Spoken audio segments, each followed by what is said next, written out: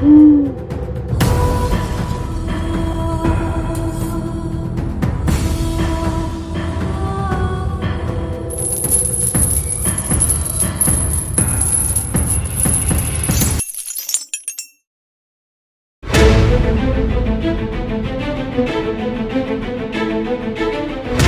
бир армиянын күчү курал жарагында гана эмес, анын рухунда, биримдигинде жана маданиятында. Дал ушул баалуулуктарды сактап, өнүктүрүп келген мекеме Кыргыз Республикасынын Коргоо министрлигинин регионалдык армия үйү.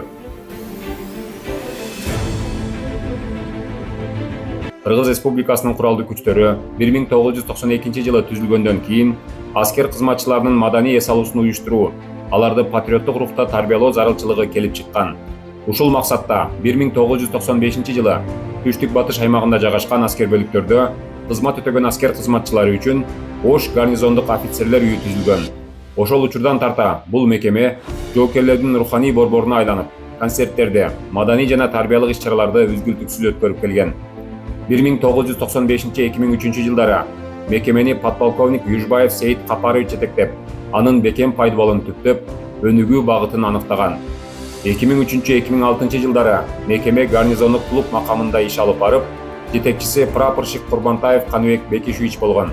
2006-2007 жылдары Ош гарнизондук офицерлер үйү катары кайра уюштурулуп, прапорщик Калдаров Таштанбек Төрөканович жетекчилик кылган.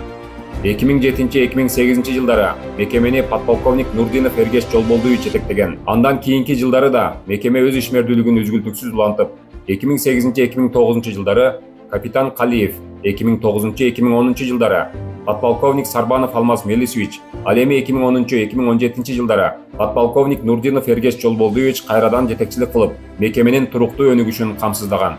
2017 жылдан бүгүнкү күнгө чейин регионалдык армия үйүн капитан Жеңишев Руслан Рысбекович жетектеп келет.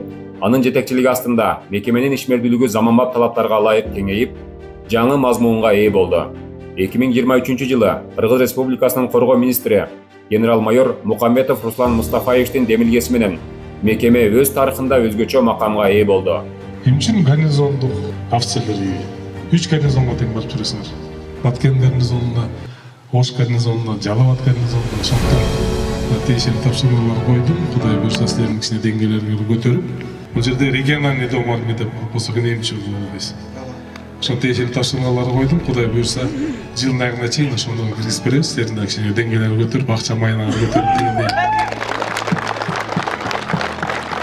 Тагыраагы Ош гарнизондук офицерлер үйү расмий түрдө регионалдык армия үйү болуп түзүлдү.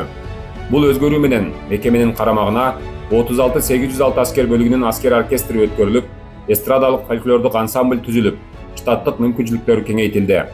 Аскер оркестринин бир жетекчиликке биригиши музыканттардын кесиптик билиминин жогорулашына, аткаруучулук деңгээлинин өсүүсүнө өбөлгө түздү.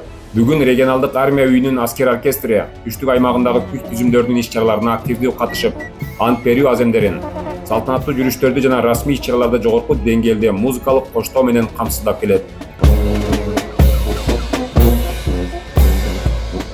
Эстрадалык фольклордук ансамбль болсо жоокерлерге, аскер кызматкерлерине жана алардын үй бүлөлөрүнө маданий эс алуу тартуулап, алардын моралдык, психологиялык абалын чыңдоого зор салым кошууда. Регионалдык армия үйүнүн чыгармачыл жамааты Кыргыз Республикасынын чегинен тышкары да өлкөбүздүн аскердик музыкасын жана улуттук маданиятын даңазалап келет. Ошондой эле Ош шаарынын мэриясы уюштурган кароо сынактарда жана Кыргыз Республикасынын куралдуу күчтөрүнүн аскер таланттары республикалык сынагында Түштүк Батыш оперативдик кол башчылыгынын курама командасын даярдап, көп жылдар бою алдыңкы орундарды багындырып келет. Бүгүн регионалдык армия үйү жоокерлердин рухун көтөргөн, патриоттук сезимдерин бекемдеген Түштүк аймагындагы аскердик маданияттын башкы борбору. Бул тарых, бул маданият, бул армиянын руханий жүзү.